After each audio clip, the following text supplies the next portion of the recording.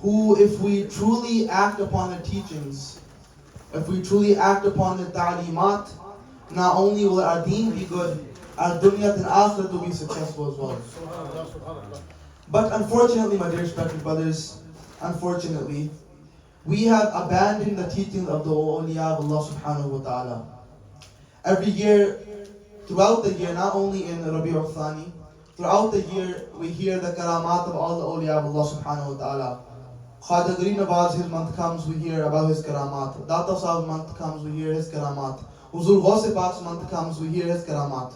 Even the Sahaba Ikram, we hear about their stories. Sahaba Ikram are the most top level awliya of Allah subhanahu wa ta'ala. And we hear the karamat, so 12 months we are hearing stories upon stories, karamat, kamalat, all these type of things regarding the awliya. But we fail to actually learn something and hold on to the teaching that they gave the ummah. Although there is benefit to coming and listening to the karamat and the stories of the awliya, there's a mafhum of a hadith, many of you guys have probably heard it, that the place where the pious men of Allah are mentioned, the men of Allah are mentioned, what happens there? Barakat, blessings descend upon that majlis. So alhamdulillah, that's our yaqeen, that is our belief that even this majlis, the barakat, the blessings of Allah subhanahu wa ta'ala are descending. And we will go towards, today my main focus will be what the ta'limat, what real teachings did Ghaus Pak give us. Today that's what I'll discuss. But before that, just for those people who may have a doubt, okay, what's the purpose of hearing the karamat of the awliya? For them, I would like to present something. MashaAllah. There was a very big wali of Allah subhanahu wa ta'ala, Sayyiduna Abu Ali Daqaq, rahmatullahi ta'ala alayhi. Sayyiduna Abu Ali Daqaq, rahmatullahi ta'ala alayhi. Very great man of Allah subhanahu wa ta'ala, very pious individual. And his khususiyat, his speciality is that he is known for making the ta'limat of Ghaus Pak publicized and in the whole world. He has this, he can say that I did this, that I took the ta'limat of Ghaus Pak and I spread them around the whole world. What happened was that usually he would be sitting in the masjid, and at that time thousands upon thousands of people would be attending his dars. One day, many people were sitting attending his dars. A man stood up in the middle of the dars and he said to Abu Ali Daqaq rahmatullahi ta'ala alayhi, he said that, Ya Sayyidi, we come and we listen to the tazkirah, the mention of the awliya of Allah subhanahu wa ta'ala. Or sometimes we come in the gatherings in which the awliya are present themselves. Sometimes we come and we read in different books the teachings, the talimat of the awliya of Allah subhanahu wa ta'ala. We do these things. But a lot of the times, most people, they do not take anything from it. There's another type of the group of the people who they hear it from one ear, they hear the ta'limat, the teachings, the ahkam of the awliya from one ear, and it goes out the other ear. And this is unfortunately the state of the ummah today. And another type are those people who do not come with any intention. They come just because, okay, a crowd of people is gathered. There will be, some benefit at the end. Okay, for us, we can say there's none at the end. That's the benefit. We will go, we will just listen to a few things and we'll come back. But Sayyidina Abu Ali Daqaq, rahimahullah ta'ala, he says that there are a lot of benefits for the person who just comes and listens to the miracles or the karamat of the awliya of Allah subhanahu wa ta'ala. He says, first thing, anyone who comes in a gathering, like me and you have come today, and what intention have you come here with? That you want to learn or you want to hear the stories of Rasulullah sallallahu alaihi wasallam, Sahaba Ikram, the Ahlul Bayt, or the awliya of Allah subhanahu wa ta'ala. Those people who come with a true talab, with a true want, with a true chahat, that I actually want the ma'rifat, the recognition of Allah subhanahu wa ta'ala. They want to become better people. Abu Ali Daqaq says that one day, one day will come that Allah subhanahu wa ta'ala will change their zahir, their apparent and their batin, their inside, and they'll become pious men of Allah subhanahu wa ta'ala. One day, this will happen. That's one of the benefits. Another benefit, which I was extremely amazed from when I was reading this, that anyone who comes in these gatherings and he's shaqiyul qalb. This is a term, shaqiyul qalb. Shaqiyul qalb refers to anyone whose heart is extremely, you can say, rough. Okay, in Urdu you say patthar dil. In Punjabi you say sang dil. That this person, his heart is extremely rough. No matter what anyone tells him, he did not change his ways. And unfortunately, again, this is the majority of the case of the Muslims today, including myself. This reminds of the hadith of Rasulullah sallallahu alaihi wasallam, in which many of you know this, that a person does one sin, then a black dot is placed upon his heart. He does another sin, another black dot is placed. Until he does so much sins, that his whole heart, it becomes what? It becomes black. And now no matter if you put Quran in front of him, you put Hadith in front of him, you put any Aqwal of the awliya or the Sahaba Ikram or anyone, they do not change their ways. No matter they come to the masjid every single day, no matter they read the Quran every single day, but they do not do true tawbah and they do not change their ways. So Abu Ali Daqqaq radiallahu ta'ala, he says that anyone who is shaqiyul qalb, patthar dil, sang dil, and he comes in the gatherings of the awliya where the tazkirah of the awliya is done, one day will come where Allah will change his heart and make him narm dil and make him a soft-hearted person. And not only that, he says after he becomes narm dil, after he has a soft heart, then he becomes someone who is raqiqul qalb. Raqiqul qalb means a person who has the fear of Allah subhanahu wa ta'ala in his heart. And after he has the fear of Allah subhanahu wa ta'ala in his heart, then his heart, it gains taqwa and piety of Allah subhanahu wa ta'ala. And after a person gains piety, then nur is instilled within his heart. Nur and enlightenment is instilled in his heart. And when a person's heart is filled with nur, my dear respected brothers, then anything he says, anything he does, anything he commands anyone to do, then his words, they have an effect and athar upon the hearts of the people. This is what happens. You can see this from the Seerah of Ghaus Pak. He was someone who is raqiqul qalb, his heart was pure, his heart was filled with nur. And it's been narrated that when he would talk about maut, about death, then janazahs, funerals would be lifted from that very majlis. Why? Because that was the athar, that was the effect that the tongue of Ghaus Pak had. You may say that this was 1,000 years ago. I can give you an example right now. Sayyidi Amir Ahl Sunnat, Damat Barakatum Aliyah, he has told people to pray salah. Thousands of people have started praying salah. He has told people to keep the sunnah of the beard. Thousands of people started to keep the sunnah of the beard. And Amir Ahl Sunnat, subhanAllah, his khasiyat, he did not just focus on praying salah or reading Quran or these things. He actually focused on the sunnah of Rasulullah sallallahu alaihi wasallam. Such small sunnahs which we consider small, but they're not small. Sunnah such as doing miswak. Sunnah such as putting fragrance on. Sunnah such as smiling and giving another person, another mu'min, a satisfaction and making him happy. These sunnahs of Rasulullah sallallahu alaihi wasallam, Amir Sunnah revived amongst the ummah. And so when a person, he becomes shaqiyul qalb, raqiqul qalb, he becomes someone who his heart is enlightened with nur. Anything he says, this has an effect upon the people. And this is not only limited to Ghaus Pak. This is not only limited to Khaja Gharib Nawaz. This is not only limited to Sayyidi Amir Ahl Sunnat. This is something which you guys as parents can also do.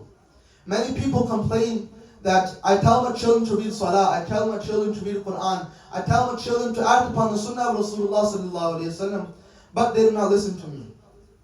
Firstly, what happens is parents, they tell their kids to do these type of things, but they themselves are not acting upon these ta'limat. They themselves are not praying salah. They themselves are not reading Quran. They themselves are not acting upon the sunnah of Rasulullah sallallahu alaihi wasallam. You tell me, if you act upon the sunnah of Rasulullah and always tell your children that I'm doing this, I'm eating with my right hand because it's sunnah. I'm stepping in the house with my right foot, this is sunnah. I'm doing such and such thing. Will your children have the love of Rasulullah sallallahu alaihi wasallam in their hearts or not? Definitely they will have the love of Rasulullah sallallahu alaihi wasallam in their hearts. And so what we learn is, you as parents even, Boy the Daqqaq is technically saying, when you come in these gatherings and you listen to the tazkirah of the awliya of Allah subhanahu wa ta'ala, then your heart, it becomes enlightened. And then what will happen is when you tell your children to read salah, then they will actually read salah. When you tell your children to read Quran, they will read Quran. When you tell your children to act upon the sunnahs of Rasulullah sallallahu alaihi wasallam, it will be then that because the barakat of you coming the gathering, the tazkirah of the awliya, your children will be acting upon the sunnahs of Rasulullah sallallahu alaihi wasallam. This is what aqiq al-qalb. This is the effect of coming the gatherings of the awliya of Allah subhanahu wa ta'ala. And so, the awliya, my dear respected brothers, there are many benefits of us coming in these gatherings. But again, as I said, it is important for us to take something away from these gatherings, to learn something. And today I would like for us all to examine the ta'limat, the teaching of Huzur Ghaus A'zam radiallahu ta'ala an. But respected brothers, Ghaus A'zam radiallahu ta'ala an, once he was walking by a certain place and he saw a man lying down. He was walking by a certain place and he saw a man lying down. And he saw this man was extremely weak. He was, all you could see was his bones and a little bit of flesh on him. Okay, in our community, in our society, we say someone who's extremely skinny, we say all skin and bones. So this man, he was all skin and bones. And Huzur Ghaus Pak, this is in the Malfuzat of Ghaus Pak. He says that this man, he did not have enough power, enough taqat, he was so weak, he did not have enough power to get up and sit straight all by himself. That's how weak he was. And even the breath that he was taking, Sayyidi Ghaus Pak says that I could tell that the breath that he was taking this from extreme difficulty. So after a lot of difficulty, after a lot of struggle, that man opened his eyes and he looked at Sayyidi Ghaus Pak. And he says that, "Oh Abdul Qadir, come towards me, help me, give me support and pick me up." Huzur Ghaus Pak goes there, he picks up this man who is extremely weak, who he cannot get up by himself. He picks him up, and then he sees, as soon as he picks him up, Sayyidi Ghaus Pak sees something very strange. That this person who was extremely weak, now strength and quwwat can be seen in his body.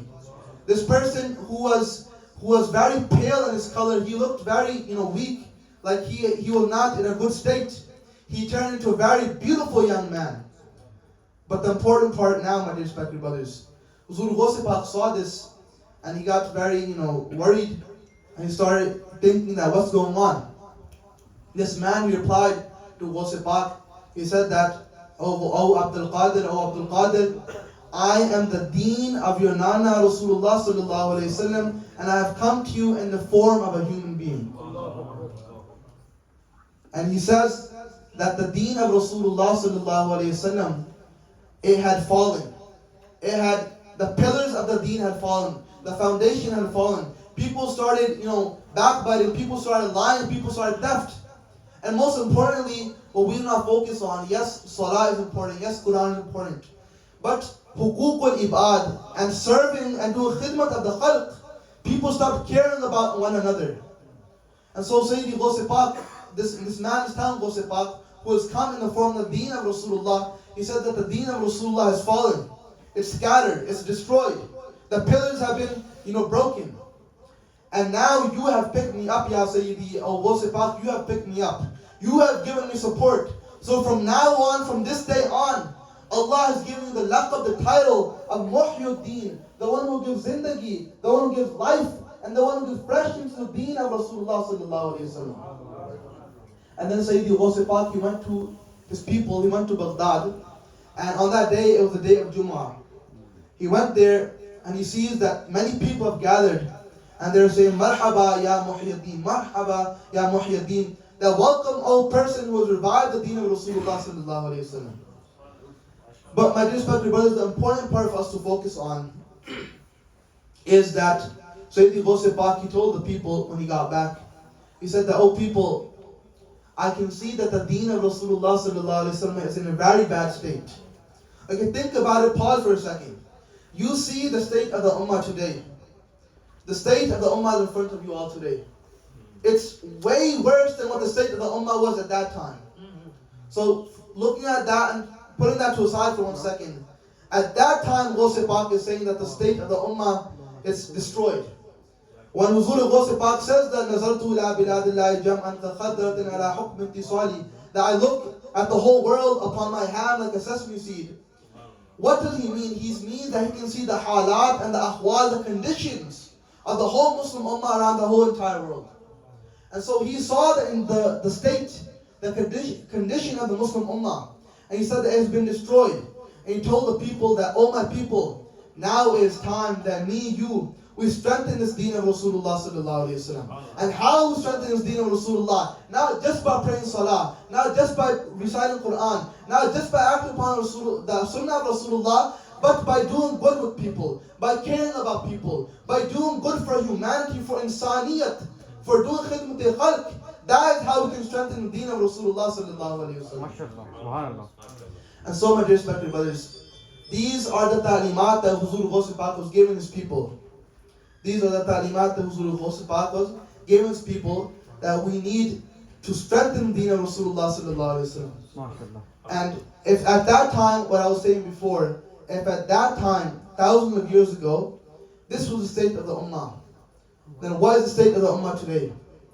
It is in front of me and you. It is mine and your job.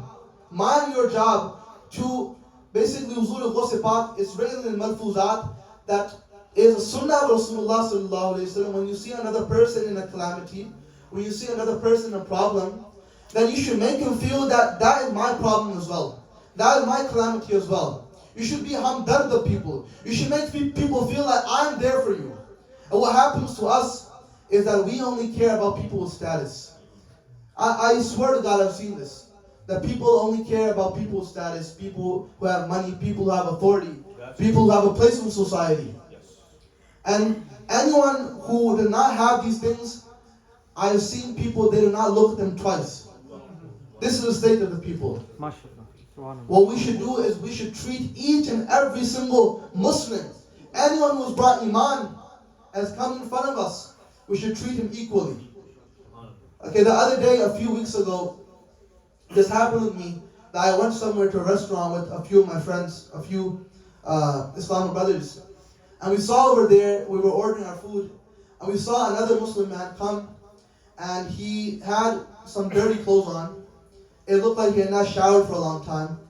And he was in an extremely bad state. And we saw he had some cigarettes in his hands as well. And so, one of the Islamic brothers with me, he said, look at this guy. Again, he said some words, some bad words regarding him as well, which I would not like to say here. But in Urdu, or in Punjabi, we say these type of things. But my dear respected brothers, we saw that man, and we saw he was like a very, bad individual. We thought he was a very, this person he's fighting, we should not hang out with him. That same person, my dear respected brothers, for some reason we talked to him. And when we talked to him, he told us that he is a Natkhan of Rasulullah sallallahu alayhi wa sallam. And you have seen, my dear respected brothers, that there are many Natkhan in the world. They read for money. And me personally, I don't know about you guys, me personally, I don't feel any ta'fir from them reading the Naat of Rasulullah. But there's some people who they read for free, and they read only for the love of Rasulullah. When they read, that reading they have an asr upon the hearts of the people, and the people's love of Rasulullah grows in an immense amount. So this person, he started reading Naat in the restaurant to us. He read one Naat, he read two Naat, he read three Naat. He read three very old Naats. And at that time, I realized that we made a mistake. And this same man, there are many Talaba of Jamiat al-Madinah present here. This same man, he started reciting Gardans, Arabic morphology, which we teach in Ula. The first year, he was reciting those Gardans to us at a restaurant. So look at how we judged him. Look how we thought this man, he's wearing dirty clothes, he's just come in a state, he's trying to get some food. And we judged him. And we did not treat him equally until we found out, this man is of someone who actually has love for Rasulullah. This man actually has love for Allah subhanahu wa ta'ala and the Nabi sallallahu alayhi wa sallam. So point in, my dear respected brothers, these are the teachings and ta'limat of Sayyidi Ghaus Azam, Huzur Ghaus Pak radiallahu ta'ala, and that we should try to be people who are always there for others, who work for humanity, who work for insaniyat. Okay, a lot of times we have seen, and we will get the reward for this as well. There are many hadiths. The one famous hadith we have heard, the person who removes a hurdle, an obstacle from a path, then Allah subhanahu wa ta'ala forgive that person. So do you not think if you help another Muslim, if you tell them that I am there for you, I care for you, and you can tell me about what you're going through, do you not think Allah will forgive you for that as well? No doubt Allah subhanahu wa ta'ala will forgive you. And last thing before I end off, that Sayyidi Ghusi Pak, he mentioned in Malfuzat a hadith of Rasulullah sallallahu alayhi wasallam. And before I go into this hadith basically, Rasulullah sallallahu alayhi wasallam mentions 5 things. And those 5 things are not regarding salah, they're not regarding siyam, they're not regarding sunnah of Rasulullah. And although these are important things, okay, obviously salah is a farz, this is an obligatory act in the Sharia. But in these 5 things, Rasulullah mentions how a person should be with another mu'min or another human being. That's it. And in essence, we have thought that deen is just these things that we practice. But deen is in reality khidmat al-khalq, and treating people with goodness. So Rasulullah mentioned that anyone who does these 5 things, Allah subhanahu wa ta'ala gives zamanat. He is a guarantor that on the day of judgment, this person will have no problem or any calamities at all. Think about on the day of judgment, my dear respected brothers, we've heard that on the day of judgment, people will be in chaos. People will be drowning in their own sweat. The sun will be many miles close to you. Everyone will be thinking about themselves. Mothers will run from their children. Brothers will run from their sisters. Fathers will run from their families. They're the heads of the family, they'll run away. In such a state where everyone will be in a state of panic and chaos. These 5 types of people which I'm about to mention, they will be in aram, they will be in sukoon, they will be in tranquility on that day. Why? Because they know that I did these things and Allah is my zamin, Allah is my guarantor, and I'll have no problem upon this day. Sayyidina Mu'adh ibn Jabal radiallahu ta'ala, he narrates this hadith of Rasulullah sallallahu alayhi wa sallam. This is mentioned in many ahadith books. He says that قال رسول الله صلى الله عليه وسلم خمس من فعل واحدة منهن كان ضامنا على الله عز وجل. There are 5 things that if a person does any one of these 5 things, Allah will be zamin, Allah will be a guarantor that this person will have no affliction or trouble on the day of judgment. The first person, he says, Man aada maridan. Man aada maridan. Allah, look at the simplicity of the deen. Anyone who does i'adat, anyone who checks up upon a sick person, upon an ill person, Allah subhanahu wa ta'ala guarantees that he will have no problem on the day of judgment. Why am I mentioning this hadith? These are the ta'limat of Ghusi Pak. These are the ta'limat of Ghusi Pak. Qalas that we do not even look over, we do not even reflect upon. The first thing, man aada maridan, the one who checks upon an ill person. Second thing, kharaja ma'a janazatin. The person who goes out of his way, leaves his home to just participate in a funeral salah or a funeral of another person. Allah will be guarantor for him on the day of judgment. Think about it. We pray salah, we read durud al-Pak, we do all these things so that Allah will be razi from us. But what we do is we hurt people. And this happens unnoticeably. We don't even notice this because we do not have enough care. And what we do is we hurt people. We treat people, make people feel like they're not worth anything. If they do salam to us, and I myself have made this intention as well, that anyone who does salam to me, and if I've ever not done salam to you properly, I ask you for your forgiveness right now.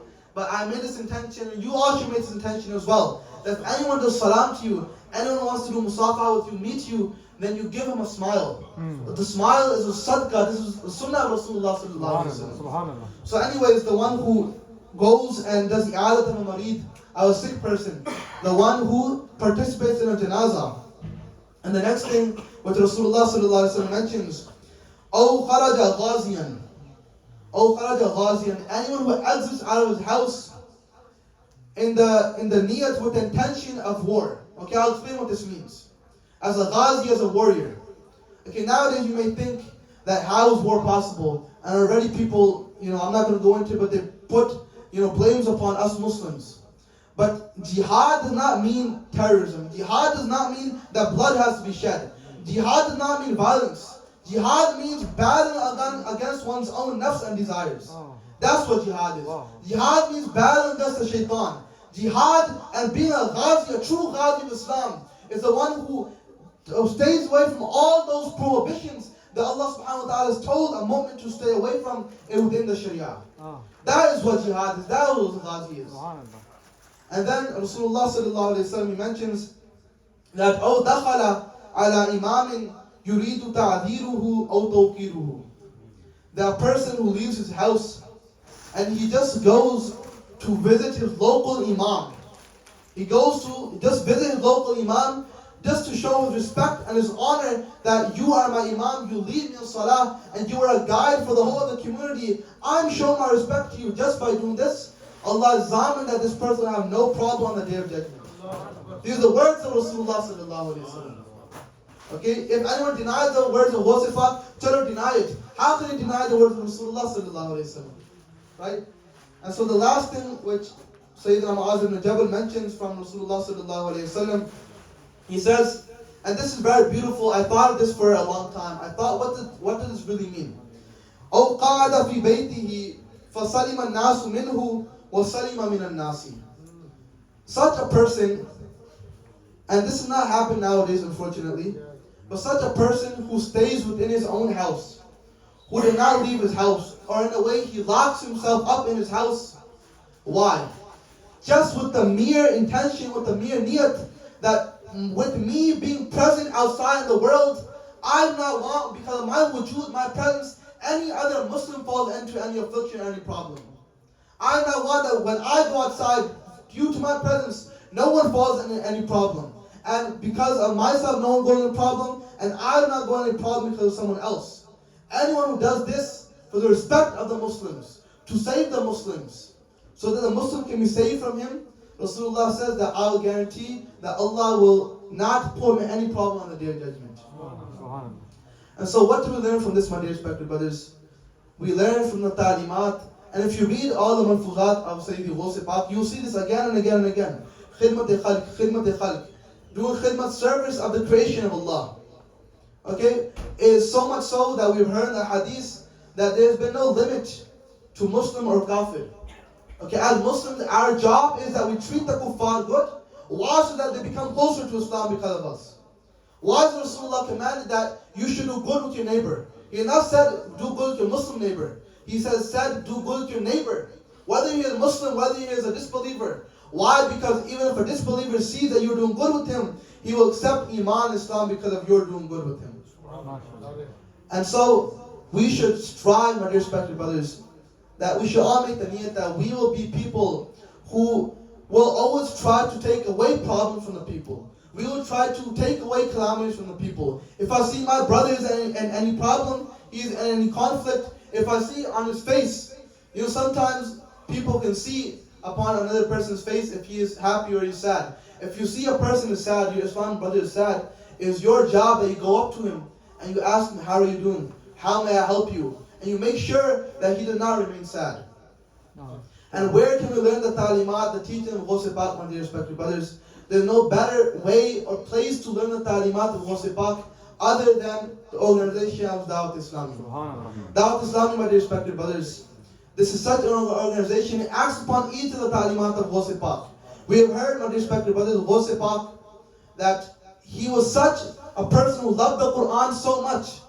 Okay, what do we do in Dawat Islami? We have a department called Madrasatul Madina where we teach the Quran. Huzur Ghusi Pak, he loved the Quran so much that Sayyidina Ibn Jawzi, he himself was a great Alimuddin Ibn Jawzi, he was sitting and listening to the durus of Ghusi Pak. Ghusi Pak was given tafsir of the Holy Quran. Ibn Jawzi counted one, he said, I know this one. Huzur Ghusi Pak said another one, Ibn Jawzi said, I know this one as well. Huzur Ghusi Pak did 11 tafsir. Ibn Jawzi knew 11 of them. But Huzur Ghusi Pak continued on and did 40. Ibn Jawzi said, I did not go until 40, I only knew until 11. So this was the alam, this was the limit, this was the state of the love Huzur Ghusi Pak had for the Quran.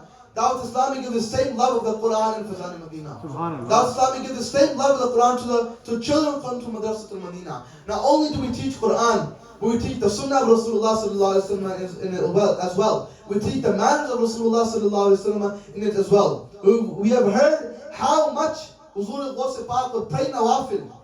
We have learned the love of Salah in the environment of Dawat Islami. And we have learned, and I have not seen this in any other Sunni organization myself. I don't know about you. That Dawat Islami, it tells us not to backbite. It tells us not to lie. It tells us not to talk bad about any other single person. I have not seen this in any organization, of Sunni organization, other than Dawat Islami.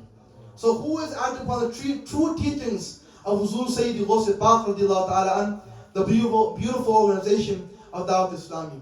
May Allah subhanahu wa ta'ala enable us all to gain the barakat of the awliya of Allah subhanahu wa ta'ala. May Allah give us all the ability to act upon the true teachings of the awliya of Allah. May Allah give us all the ability to do khidmat al-khalq and do service for the creation of Allah subhanahu wa ta'ala. Wa akhiru da'wana and alhamdulillahi rabbil alameen.